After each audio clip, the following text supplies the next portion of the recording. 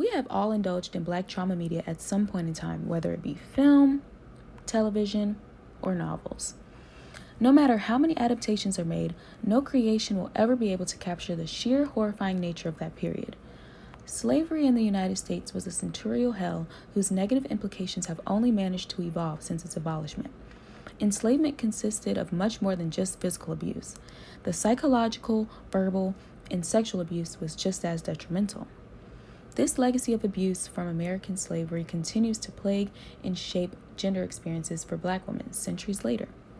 First, we will look at Octavia Butler's novel Kindred, which explores the parallels between intra and interracial interactions in the early 1800s and late 1970s.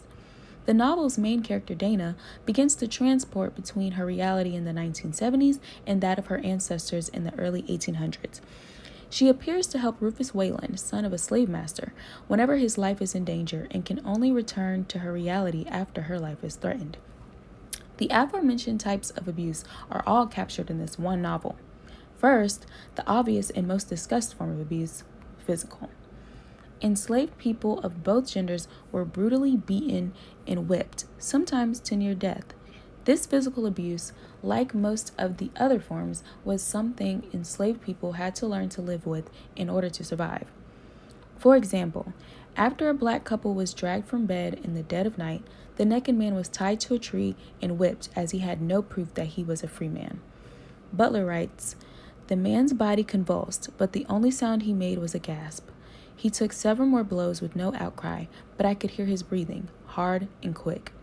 Behind him, his child wept noisily against his mother's leg, but the woman, like her husband, was silent." To further accentuate the true desensitization apparent in the scene, let's compare it to an excerpt from when Dana, our main protagonist, is whipped for the first time. "I never saw where the whip came from, never even saw the first blow coming, but it came, like a hot iron across my back, burning into me through my light shirt, searing my skin. I screamed, convulsed. Wayland struck again and again until I couldn't have gotten up at gunpoint. I kept trying to crawl away from the blows, but I didn't have the strength or the coordination to get far. I may have been still screaming or just whimpering. I couldn't tell. All I was really aware of was the pain. I thought Wayland meant to kill me. I thought I would die on the ground there with a mouthful of dirt and blood and a white man cursing and lecturing me as he beat me. By then, I almost wanted to die. Anything to stop the pain. I vomited, and I vomited again because I couldn't move my face away." Such a major difference. The man that was whipped was one of thousands in that time period, and like Dana later learned, accepting the sheer defeat and hopelessness that came with those circumstances was the only option. Since then, Black women have since made it a point to be loud and be heard. There are groups of strong women spearheading movements to amplify Black voices like Say Her Name and Mothers of Movement.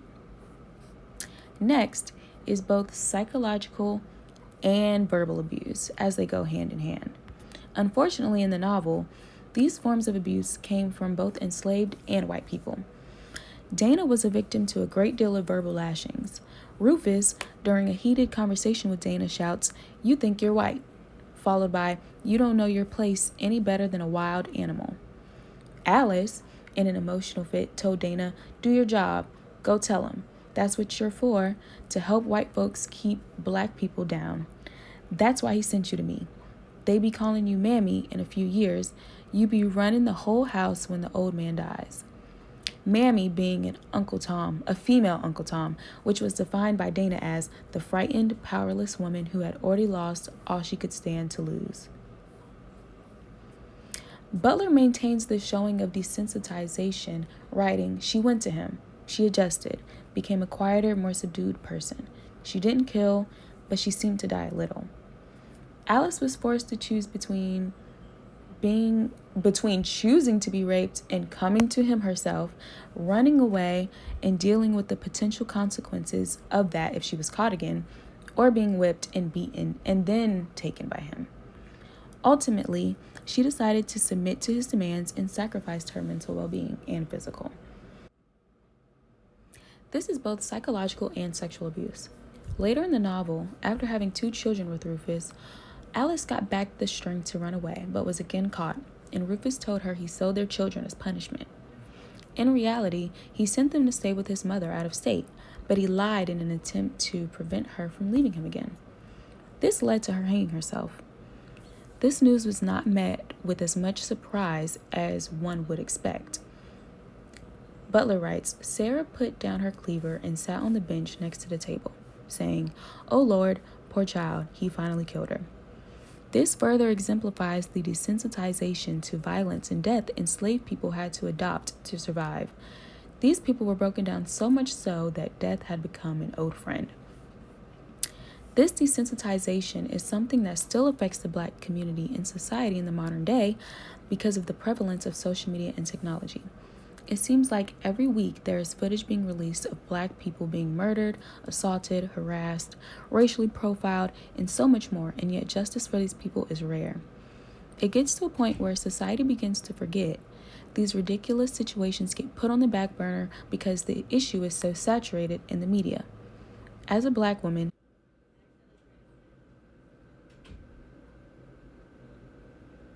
it is even more difficult to shine a light on that abuse because most of the oversaturation comes from the slayings and abuse of Black men. Kimberly Crenshaw's TED Talk on intersectionality touches on this. She opens by having the crowd stand and, as she says a list of names of people who were victims of fatal encounters with the police, she has them sit once they no longer recognize a name. All right. Eric Garner, Mike Brown, Tamir Rice, Freddie Gray. So those of you who are still standing, I'd like you to turn around and take a look. I'd say half to most of the people are still standing. So let's continue. Michelle Cusseau.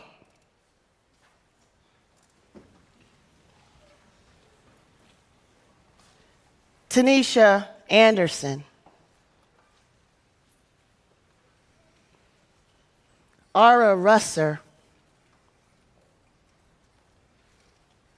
Megan Hockaday.